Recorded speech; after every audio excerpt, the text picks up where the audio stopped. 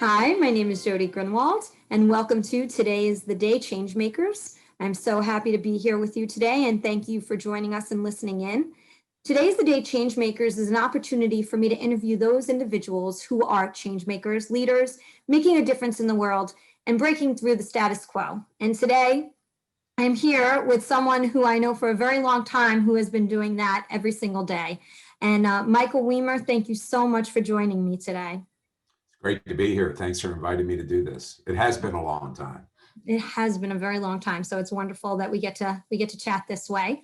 Michael is the CEO and president of the Marfan Foundation, and we're going to talk a little bit about that in a few minutes. But Michael and I didn't meet there. We met when I was hired to work for the American Heart Association way back in, I can't believe, Michael, that was 2005. Wow. It was a long time ago. Time does fly. It sure does. So can you just tell everybody, what was your role at the American Heart Association back then?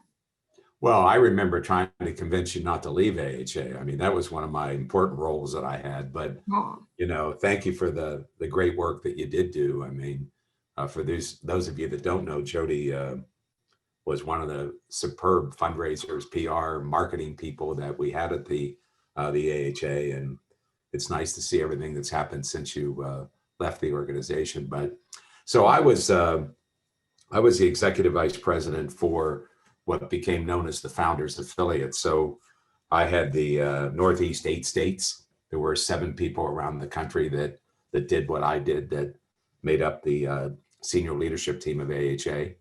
And I think back at the time, we were somewhere around 400 employees and around $70 million. And, AHA, as you well know, is a great organization with great staff, great volunteers. And it was an honor to spend so much time there. Yes, and AHA changed my life. I don't know if you know that, but that was my very first ever nonprofit work that I've ever done. I was not in the nonprofit industry before then at all. And although you weren't the hiring manager who hired me, it was amazing that I had the opportunity that I did, because I didn't have any experience.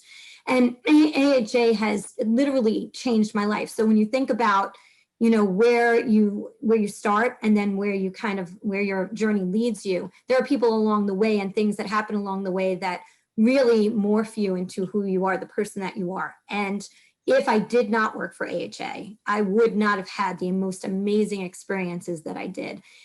Somebody gave me a chance, right, with no background at all in New Jersey, and said yes. And then, of course, you were leading the organization, and we met. And I think that day when you called me to say, please stay, because I was at that point where it's like, okay, I was there 7.5 years, and I was leading 2/3 of the state of New Jersey as a executive director and working with the development team. I had this opportunity to go and work for another nonprofit where I could manage over several states, which is what I really thought was great. But then I received a call from Michael, and Mike was like, please stay. And I have to say that was really a life-changing moment for me too, Michael, because of the fact that it really validated that even though I came from no experience in that industry, just that phone call, I have to say, I teared up afterwards, because I was like, wow, here I am. So did I. I teared up also. Well, I'll tell you what, Jody, I would have never guessed that you had no experience, in all honesty. I was impressed with the way you built so many of our fundraising initiatives and the relationships that you had with, people that were very dear to us. But, back to AHA for a moment, when you think about careers, regardless of where you may end up, a place like American Heart, be it American Heart, American Cancer, any of the marquee organizations, provide amazing training, and you just get to do so many things you might not be able to do in a smaller organization. So I think anyone who's thinking about a career, and really, and if you can break into a place like that, you have wonderful compensation, you have great benefits, you have a big mission that's surrounding you. But most important, you have an incredible training programs. And I'll tell you what, my life would have never been my life if I had not been to the AHA also. How many years did you work there? 25 years. I didn't even realize. I would have never thought, I came in 1990 and I left in 2015. Quite frankly, At the time, I was the CEO of Prevent Blindness, and I was based in Chicago, although that organization, when I joined, was based in New York. And I had a friend who did executive search in Chicago, and she said, I'd like you to go out and interview for this job. And I said, quite frankly, I don't really want to work for an organization that has affiliates anymore.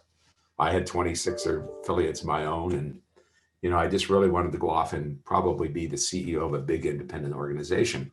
And she said, well, why don't you go? I need an extra candidate. And so I decided to do it. I was already planning to be in New York. And at the end of the evening, Arthur Christie, who was a wonderful attorney in New York, ran the search committee. And he said, we think you're our man or our person. And I was like, oh man, oh darn. So I went back to Chicago, and I said to my wife, I said, you're not going to believe it. I'm like the lead candidate in this thing. And I ultimately ended up getting hired. I accepted the job, returned to the New York area. And like I said, and you said, it was a real career shaper and a life shaper, really. I mean, the phenomenal people you meet. And as you know, that's one of the great things about the not-for-profit sector.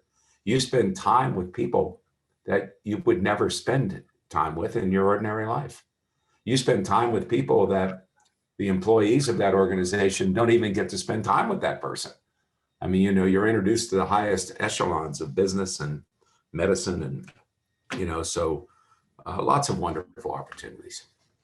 Absolutely. But the one thing I think that's really important that I want to share is that there are all different types of leaders, right? There are those who are servant leaders. There are those who lead by fear, right? So obviously you're afraid for your job, you're afraid, and in nonprofit, there's always a fire, right? I feel like there's always a fire, and there's always something that to be done. It's not like in the nonprofit sector, when your day is done, your day is done. It's a rarity if that happens, that you check all the boxes for the entire day. But the one thing that was very special about your leadership, I really truly believe and felt this way, was that you really cared about every single person that worked for you.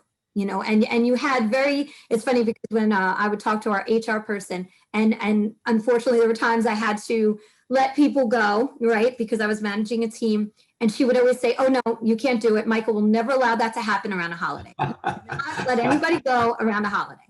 And that's true. I wasn't always good holidays for the people that wanted to let somebody go, but I do believe in that. I don't think you should do that, quite frankly. So can you share a little bit about your leadership style? Because I feel like it's very special, and not everybody is the same as you. And I think it's really good for other leaders out there to just hear different leadership styles and what they can take away from this conversation as a leader. I think what's most important is that, I don't think anybody that has worked with me, or the group of people that work with me today, they don't really see me as their supervisor. And I don't really want them to see me that way. We are a team. I happen to be gifted or otherwise in making some of the decisions that, need to be made in the end. But, that's always with counsel from the people that surround me. So I say we're putting a team out there to do our work. I try to get the absolute best people, that we can recruit into the senior roles and other roles in the organization. And then I sort of, I just play as part of the team, and I weigh in where I think I can be helpful. And, to me, I think you have to care about the people. I'll tell you just a quick story. When in the end of the AHA, when there were so many people, I could place people when I was in their office around the Northeast. But one of my greatest fears was I would run into somebody outside the office, and they'd probably be with their family, and I wouldn't be able to remember their name, and it did happen to me once. It happened to me up in Old Saybrook, Connecticut. This woman comes up and brings her husband and kids, and I just couldn't place her initially. And I think my heart rate was probably 240 beats. But, I think one of the advantages of a big organization are all the great things we talked about. One of the disadvantages is you're not as close to the people or the mission as at least I would like to be. I think if you're not out there with the people in the community that you're really working on their behalf, you really don't have the sense that you need as to what can best be accomplished or what is most necessary. But to this day, I've just really tried to give great people. I've tried to give them the freedom to do their job, and I've tried to be as supportive as I could of their lifestyle. I mean, back in the day, we introduced summer hours at AHA, which we still do in my current organization. We did email moratoriums, because email was just never stopping, so we try to do things like that. We're taking a little bit of extra holiday in December, so people will have more time with their family. And I think, to me, they're the things that really separate one organization from another. The Marfan Foundation is one of the top 50 employers in the country right now. And I think that philosophy is what helped really achieve that on our behalf. And quite frankly, we never set out to be a top 50 organization. I think we're 33 or something, but we set out to get feedback from our employees about how they feel about the foundation, and we happen to be selected in this group. And it's kind of a curse, and it's kind of an exciting thing, because now you want to repeat, right? Once you get something like this, you want to repeat. And but I think what has given us that opportunity really is the kind of environment that we provide for our employees, but also our volunteers. I mean, in a small organization, volunteers are really all the more critical to accomplishing your goals. And in a rare condition like Marfan or Loeys-Dietz or vascular EDS, they have a hyper commitment to what you're doing, because it's their life, it's their kids' lives, it's their grandchildren's life, and so there's a lot of intensity around mission that you don't necessarily see in a much larger organization where there's such, variations of people and why they're involved. That's a long-winded answer. I'm sorry. No, it's a great answer. And I'm glad that you shared all of that, because I run a statewide not-for-profit council for the state of New Jersey. And, what we've been talking about a lot is the fact that sharing your story, and the only way you can share your story with the heart and the passion is by being in the midst of it, right? Of really being in the community with those who it affects, with those who it's making a difference for. You can get very lost in the admin work and in, the very top level work. And it's important to continue to find ways to connect to your mission. So I think that was a really great message and an important message to share.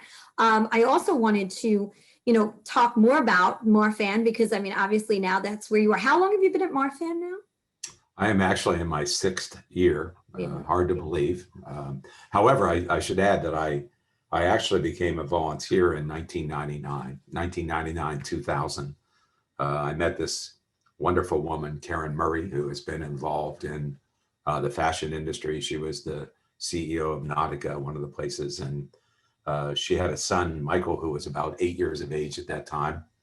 And we were asked by this guy who I referred to him as a sock salesman. He ran the hosiery industry that she was familiar with, and he introduced us, and it changed my life. It changed her life.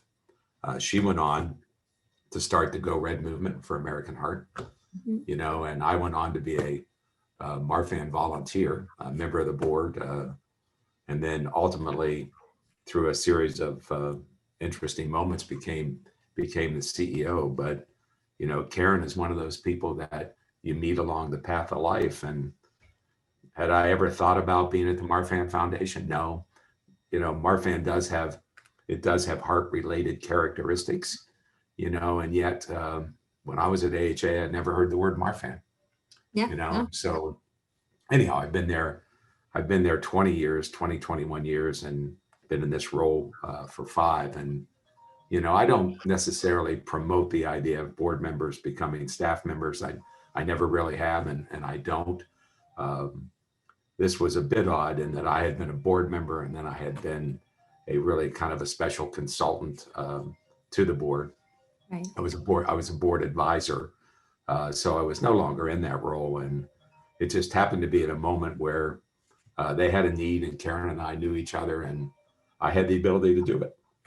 And so I went and did it, and it's been, my wife Karen would say that I trained my entire career for this role. So it's been great. It's been great. Thank you for asking. Oh no, absolutely. And it's amazing how that happens, right? We don't realize the training we're going through currently for what's ahead and in the next part of our next chapter of our journey. So that's really true.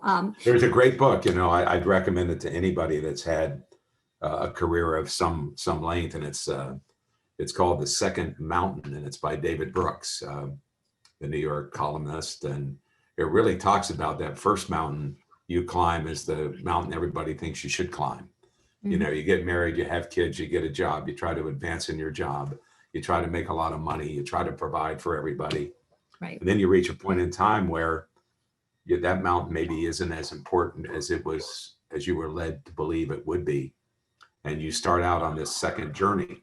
And the second journey is where you really, become absorbed in what others' needs are and become absorbed as a partner in accomplishing certain things. And you climb this next mountain, and that mountain is, far more satisfying in some ways. And I'm sure somebody you knew, Richard Hodish, who is a Mhm. neurosurgeon, Sure.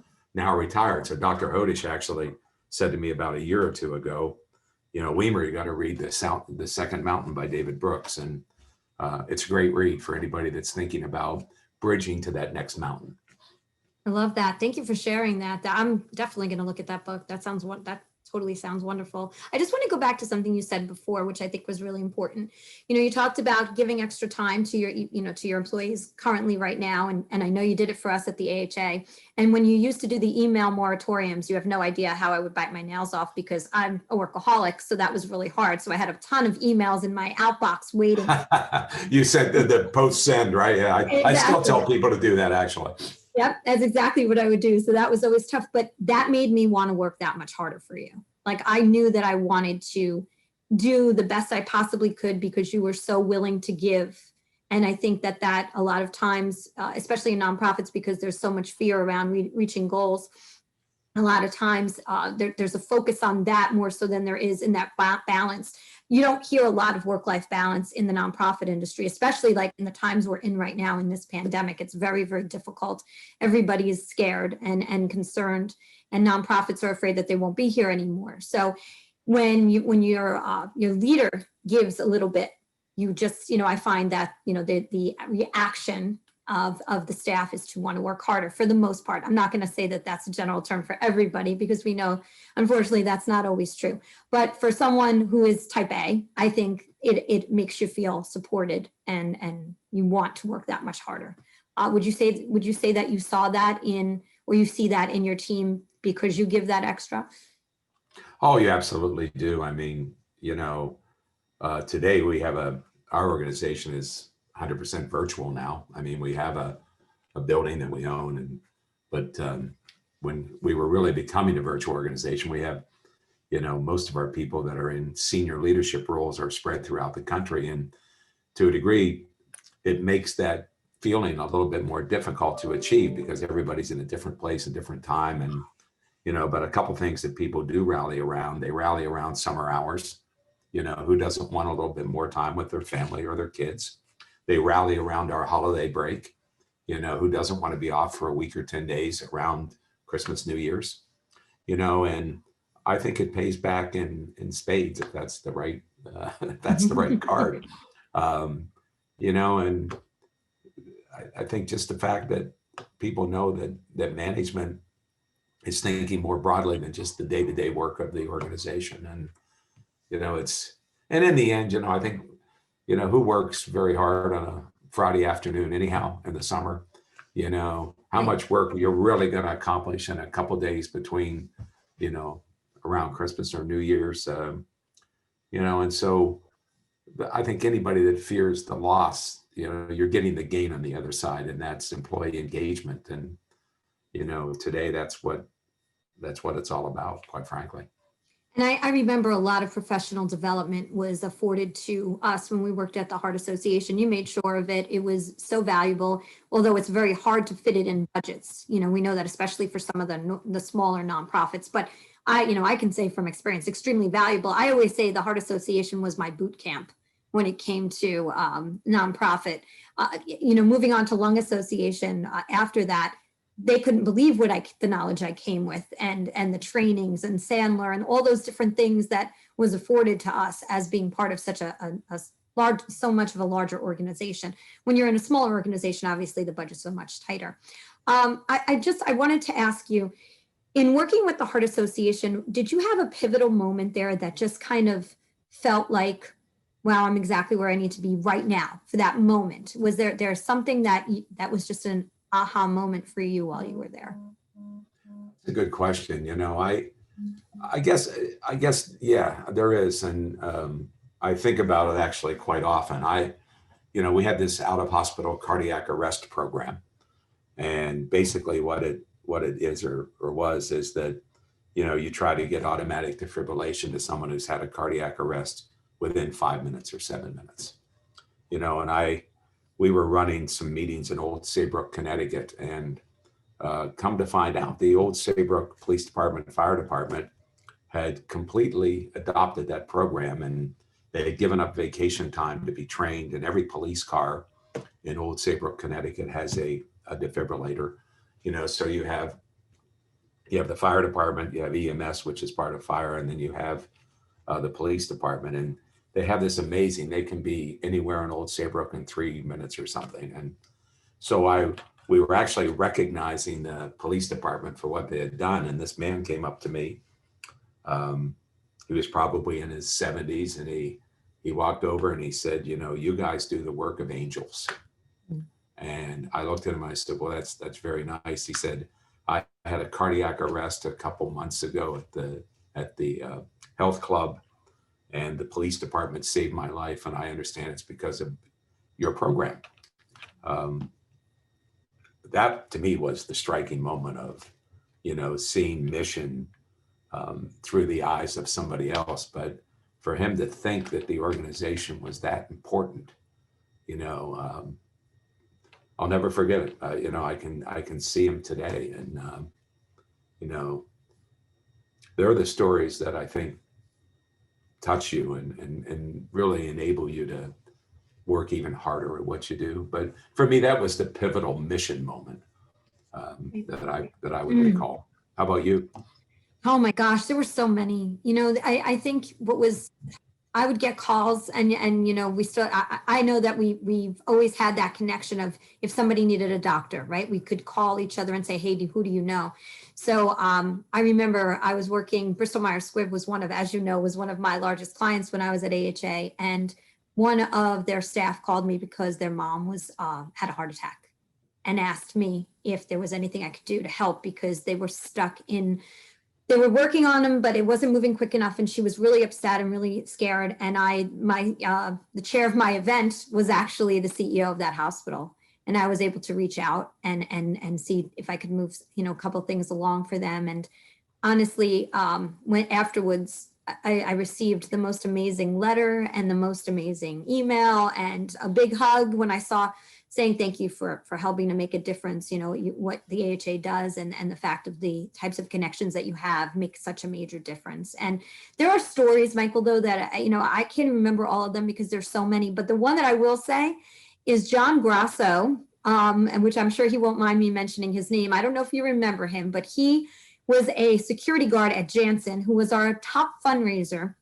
He was a survivor of heart disease in his 70s, and he raised the most amount of money for the Heart Walk in Mercer County for several years because of the research that was done that helped to save his life. So here is the security guard of a major pharmaceutical company going door to door within the building, collecting as much money as he possibly could from the CEO to whoever walked through the door to let them know he was walking. And so that was just truly amazing. And having him and Tony Hooper, who used to work for Bristol Myers Squibb. Remember Tony? Yeah. Tony took us out because he was the top fundraiser, took us out for lunch. And those are the moments, right? The ones when you're making a difference. Tony was a survivor too. So it was kind of like, just the stories are amazing, and people don't mind you sharing them because of the fact that they want the word to get out there about the importance of taking better care of yourself. Well, it's interesting because probably today more than ever, in a time of medical need, everybody needs an advocate. You know, you don't really want to go into the hospital system without an advocate, Yeah. you know, because it's so important that you have somebody that represents you and can, you know, work on your behalf. And that's what we do at Marfan, and that's what we did at AHA, you know. And I can remember CEOs reaching out to me because they didn't want to call the doctor at the hospital when they needed the surgeon, you know. And I'm like, call the surgeon, or I call the surgeon, you know. But it's that advocate role, and I think that helping people, probably one of the greatest attributes of doing what you and I have done. Really, I mean, when all is said and done, that's the end value of all this. Oh, absolutely. And any pivotal moments at Marfan? I'm sure there's plenty. You know, Marfan, yeah, I think the pivotal moment, we were fortunate enough to get a PPP loan last April, you know, for a small organization. You know, all of our events that are of a large size happened in the spring, and this broke out around March. And I spent about 2 or 3 weeks in search of a PPP loan, and actually found an extraordinary banker at a place called Credit Bench in Tampa.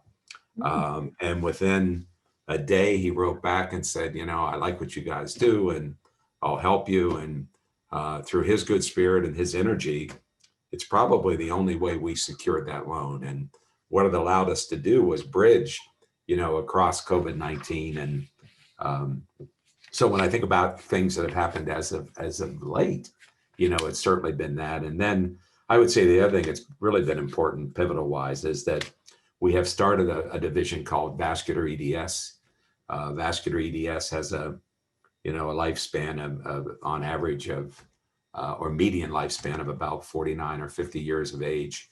Had not been well represented in the United States at minimum, or to a degree elsewhere. So we have started a VEDS division. The Loeys-Dietz Foundation, which is actually an offshoot of Marfan, is now part of the foundation. And we also brought in an organization called the Gentac Alliance, which is really it's the science arm around aortic health and aortic surgery. And, you know, I think having those 3 organizations now part of the foundation have really leveraged our ability to serve. The other thing we did, Jody, very quickly is that, you know, we had to cancel a conference, now 2 conferences, and in an organization like ours, they're very important. But we came up with this idea with this E3 International Summit, and we ended up doing it for 12 days in late August, early September. We had it in 7 languages. We had international partners. We would have had about 700 people at a conference. We had 3,000 people sign up. And it really gave us a global footprint, you know. So now we pretty much have to rethink everything we're doing. And when you have a success like this, you know, it really shows how times are changing, how people react during change. And, you know, so for me, those couple of things have really meant the world to the organization. And while, quite frankly, while everyone else was struggling, we were bringing in the new organizations, you know. And so we were very upbeat while everybody was really trying to just struggle to get by. And, you know, I think having things positive like that happening in such a difficult time really give the organization oxygen. And so there are a couple of things that come to mind. No, those are great. And it's very true. You know, a lot of people have been saying I'm zoomed out. I've been hearing a lot of I'm zoomed out, right? But without Zoom, you wouldn't have, or whatever it was that the platform you used that was virtual to bring everybody to a conference, you wouldn't have that. And I'm also the CEO of the Zach Giaplotter Kids Foundation, and Zoom, we've been doing a lot on Zoom, and it opened up the door to so much. So while larger organizations than ours were struggling, we did everything we could to pivot. And I know that word has been overused so much lately, that word pivot, but we did everything we could to put everything out there via, you know, virtual. And it's changing the way people are doing business and viewing business. So I appreciate you sharing that. 3,000 people, that's incredible. That's just, well, you know, to your point though, I must say, so we are pretty much 18 hours a day Zoom, our organization. It's really an organizational standard. You know, so we can have people together and engage them wherever they might be. And with that said, probably this winter, we're going to have some Zoom moratoriums because a lot of people just are as done with Zoom as they are with working Friday afternoons, and I think probably maybe a week, a quarter or something, we're going to shut Zoom down and just go back to conference calls. And, and sometimes people now, I'm sure you've seen it. I did a call with somebody from a device company a week ago, and she said, yeah, I don't have my makeup on. I'm not dressed for this. So I'm not turning on my camera. And I was like, that's fine. Oh But my I think we are going to have to balance this as time goes on.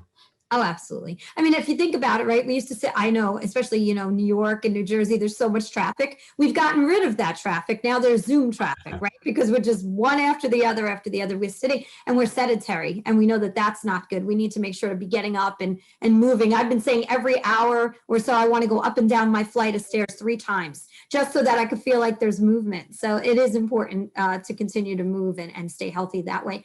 Last question for you is, takeaway wise, for those who are out there, nonprofits are, this is a tough time, as we know, and we said that.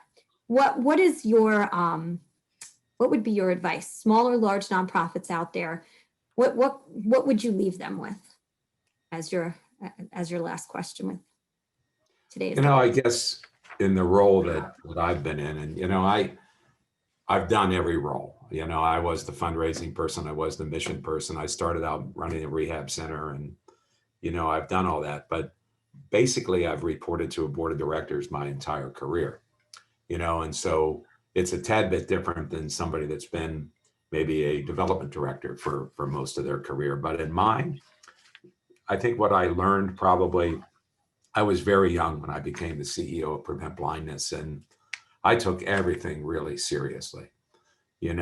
When somebody would write me a nasty note, I'd put it in a folder, and when I left Prevent Blindness to go to AHA, I was flipping through that folder, and not one of those moments had any real value at that time.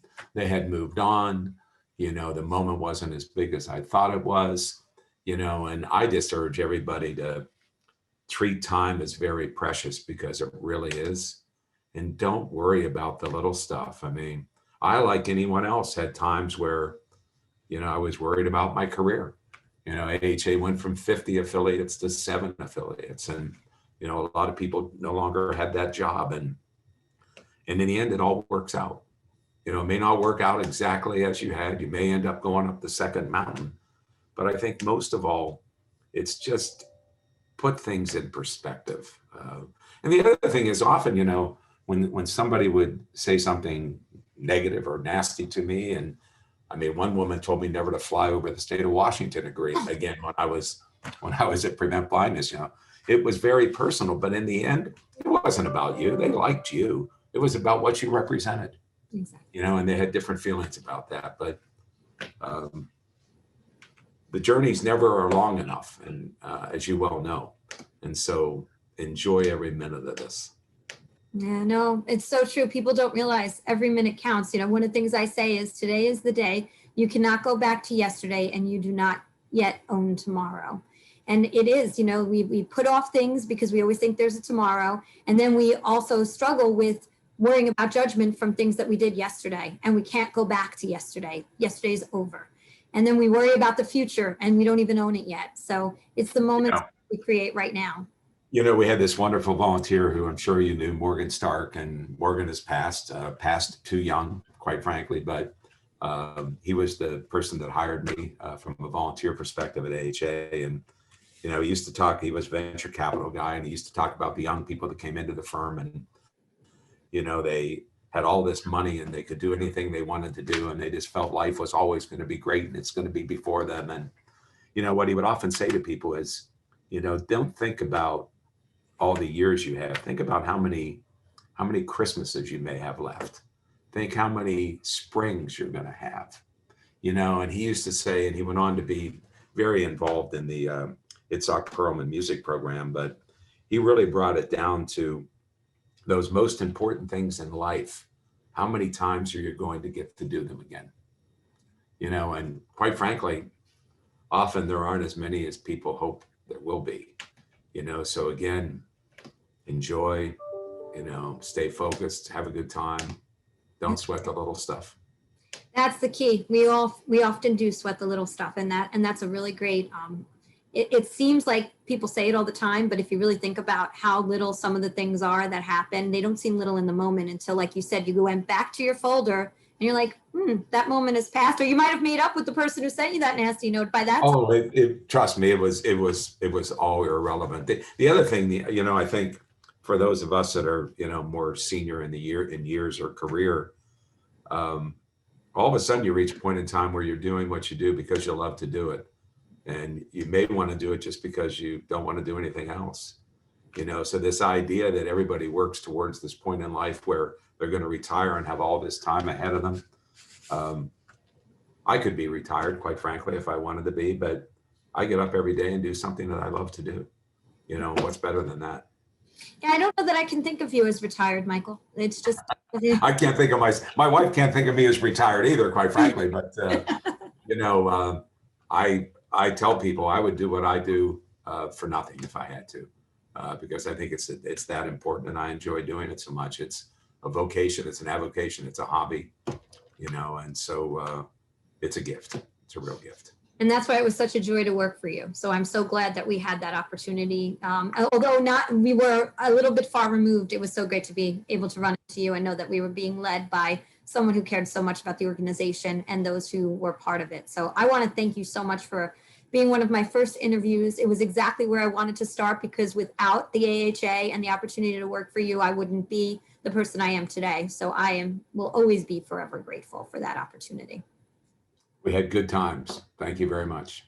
We did. So thank you so much, Michael. And I hope you'll continue to tune in. We're going to have these episodes will air on Wednesdays starting in January at 12 o'clock. I will be releasing a new episode each week, a new interview with the most amazing people, the changemakers out there who are just doing amazing work in the communities that they serve. Michael, thank you so much again for your time and your talent. I so appreciated having the opportunity to interview you. Stay well. You do the same. Bye-bye. Bye.